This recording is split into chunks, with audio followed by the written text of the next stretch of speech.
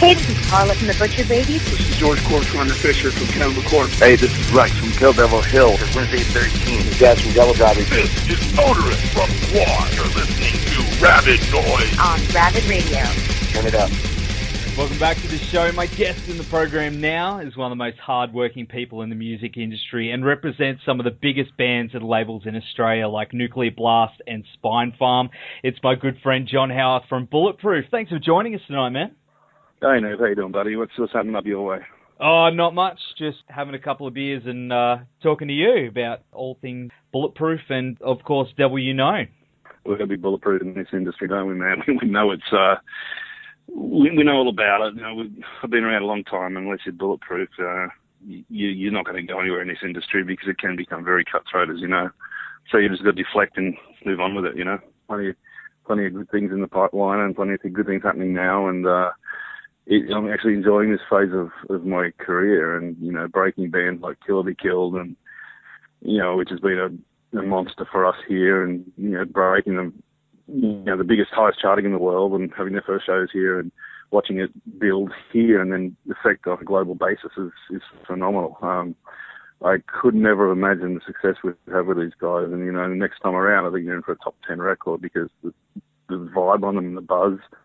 They're the most number one talked about band on Soundwave. And, you know, it's incredible. And then just having to work with bands like Godsmack and, you know, Fear Factory again. And, you know, coming up, we've got, you know, this year's going to be massive for Nuclear. Albums like by Slayer and Testament and Anthrax and Soilwork and Children of Bottom, and you know it's going to be a massive year for us. And there's a lot of good things coming up, a lot of great tours too. Opeth, Machine Head, Ace Frehley, plenty of things coming up. So we're moving on.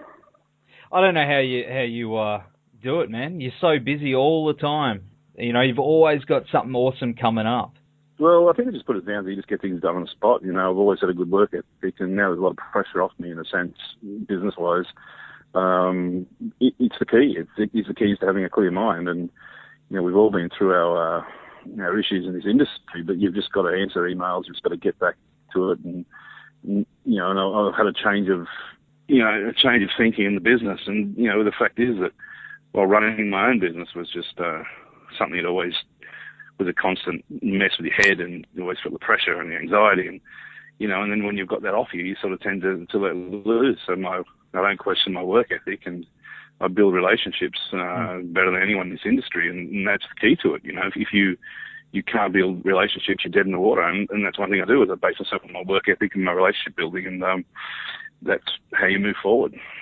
That's why I always say, man, you're the best in the biz because you make it very personal. And, you know, you become friends with a lot of people that I know, and everyone speaks so highly of you, and it's all true, man. Even Max Cavalera said.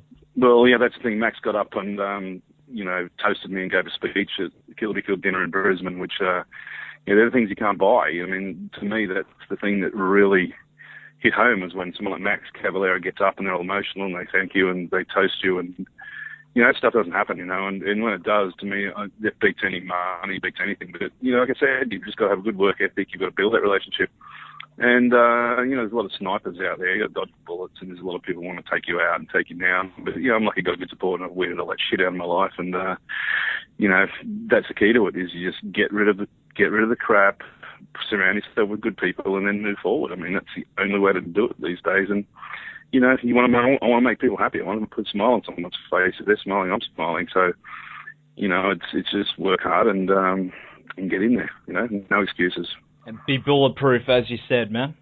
You got to be. You know, I have my moments where you get nicked and it hurts, but in the end, you just, you know, you repair and you move on. You know, of course, so certain things affect you in this industry, and I'm dealing with some issues at the moment, which yeah, quite interesting, but yeah, I won't get into those now. But, you know, there's always out there someone with a sniper bullet and a sniper, you know, rifle trained on you, so you just got to be ready to avoid it. That's right, man. Well, you know, one of the bands you look after is Devil You Know, and they've just released the video for the song As Bright as the Darkness, which covers the subject of, you know, depression and mental illness. And you mentioned in the press release for the video that a lot of people in the music industry suffer alone as they don't have the support like other industries.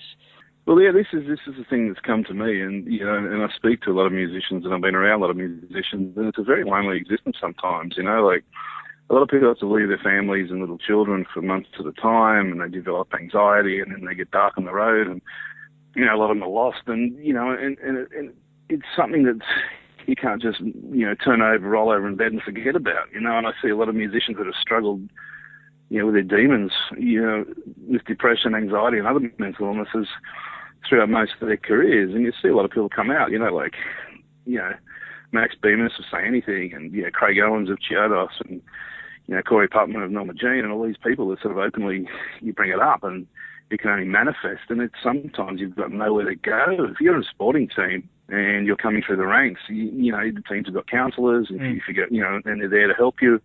But where does the same as if you're in school, there's normally counsellors there to help you deal with things. Not saying it's going to work, but you've always got someone there. When you're a musician, you're silently suffering. I don't think it's a very nice place to be. And having roomed with Howard Jones of Devil You Know, formerly of Killswitch Engage on Soundwave last year, I know Howard's a massive sufferer. He's had a lot of issues, and and myself being an anxiety sufferer, and something that all about, and there's a lot of people out there know about.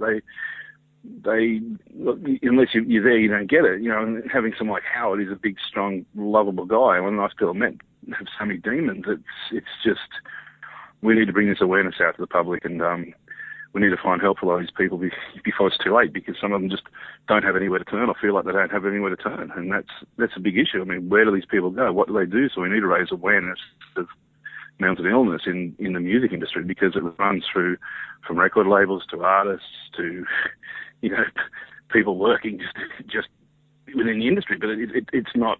It doesn't discriminate. You know what I mean? Mm. Do you think that's why there's so much substance abuse in the industry behind the scenes? I think so. I don't think it's more of the more of the recreational type drug things. I think it's more a prescription drug thing now these days. I think there's more playing around with painkillers and Valiums and Xanax and muscle relaxants, and people like to numb themselves and get to sleep or just take the edge off so they're not thinking about it. I've been with bands, and and I'd see some guys like just walk off at the airport and just get on FaceTime and talk to their kids and have tears run down their face, and they're like 15,000 miles from home, and then they go into this closed shell, and when you look at them and think, wow, and I've had band members that don't come out of their rooms, like unless it's to go to a gig, because they just sit there and just on the computer or watch TV because they don't want to face the reality outside. And it's more probably than you think it is. There's a lot more. I think there's a lot more issues. Yeah, I think people don't realise it's more rampant than they think. And I've got guys in bands that are some of the biggest bands in the world that I work with that you find out and you just think, holy shit, like wow, I didn't think that person would be. So it's got nothing to do with money. It's got to do with fame. It's got to do with the fact that their personal lives might not be where they really want it, but they have to figure out and work. And I just think that deals with expectation and then letting fans down, or if they can't get it all together, then that's when it manifests and hits them hard. As you mentioned before, you've had your own, personal battles, and you've said that, you've spoken to a lot of bands that have come for you to help. What advice do you give these guys to help them out? Talk about it, seek help. Don't leave it too late. I've seen some bands and some members that just get ostracised out of the band because they can't deal with their demons, and it's not like you can just go and give up drinking and give up smoking overnight. I mean, it takes a long while. And, obviously there's an imbalance with some people, and some people just can't adapt to situations. But I think now with people like Howard coming out and talking about it, and other people, I think that it's, makes people aware, and I think hopefully can run down the kids that are struggling and anyone, I mean, I worry about these young band guys that tattoo themselves from head to toe and, put their stretchers in, and they're only 20 years old or something. If their band doesn't make it, well, what have they got? Where are they going to end up? Like, if a band doesn't make it, they're looking like that, then it's going to find difficult to sort of further a career, and that a lot of people saying they're too many eggs in the basket, or eggs in one basket, and it just doesn't seem, sometimes it doesn't necessarily work. So I just think they need to talk about it. I think they really need to look at themselves, look at where they're going to be in the future, and then that's the key, is to actually talk about it and seek help. There's plenty of places out there, like Beyond Blue and Black Dog and, Headspace and, men's line, all that kind of stuff, lifeline that can help people through it. See a doctor, just get out there if you're starting to feel something, like yourself, and address it before it gets you. I spoke to Jesse Leach from Killswitch Engage about this subject recently and his own battles, and since then, he's had fans reach out to him. He's mentioned that it's become hard for him because he feels for his fans and he can't help everyone. It's become overwhelming. Do you think maybe more musicians should come forward and maybe get together and make a documentary for awareness or a podcast or something like that to help their fans?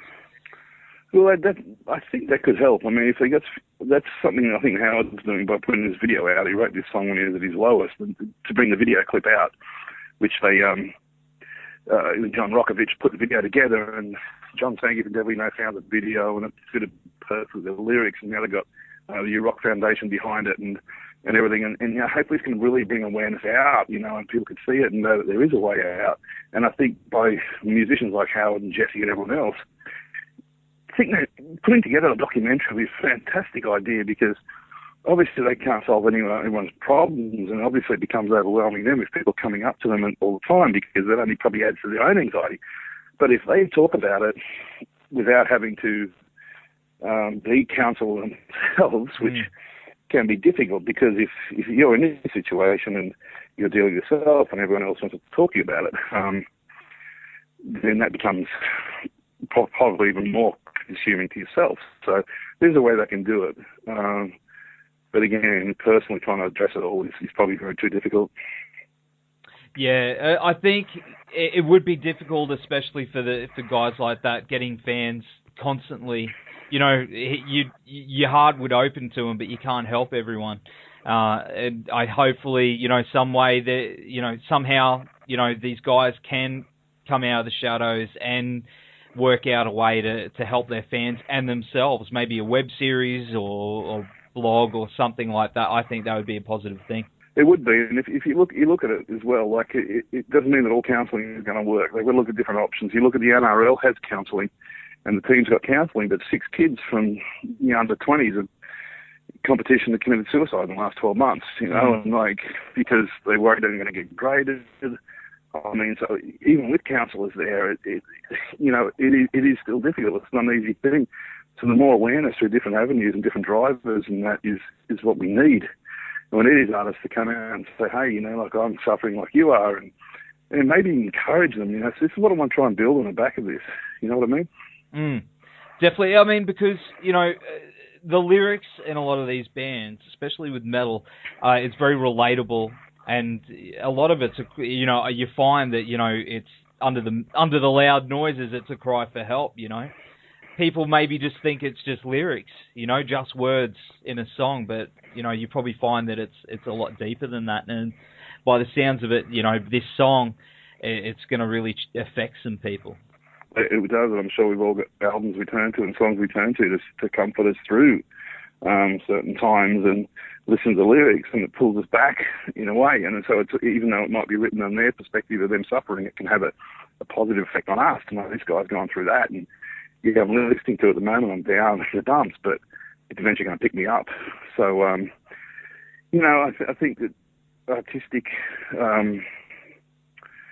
the artistic side of musicians to portray their feelings through song has a positive effect on people. It's not blatantly morbid like Smashing Pumpkins, if you could say, but when they tell their true stories, people can relate to them. And I'll tell you what, there's a lot of people in it. I'm friends with a guy from one of the biggest bands in history of music, and when I told him I was going through my struggle, he just turned around and said to me, hugged me and said, "You're not alone." And it just sort of blew me away. Like, how could he be suffering? You know what I mean? So that sort of thing looks at it and you think, okay, and there is support there if you get yourself around the right people. But there also are people that want to take you down, like me when I was in my lowest. I had people, try to take me out. And in the end, it only made me stronger, and that's when you find out real people, you know what I mean? You're an absolute inspiration. I've said it many times, man, and you have kept me going a lot of the times, and I can't thank you enough. We've had personal conversations because, we understand each other, and, You know, and like I said, where I was, you know, nearly 2 years ago, I didn't think I'd ever get any lower in my life, and now it's built back up, and you know, and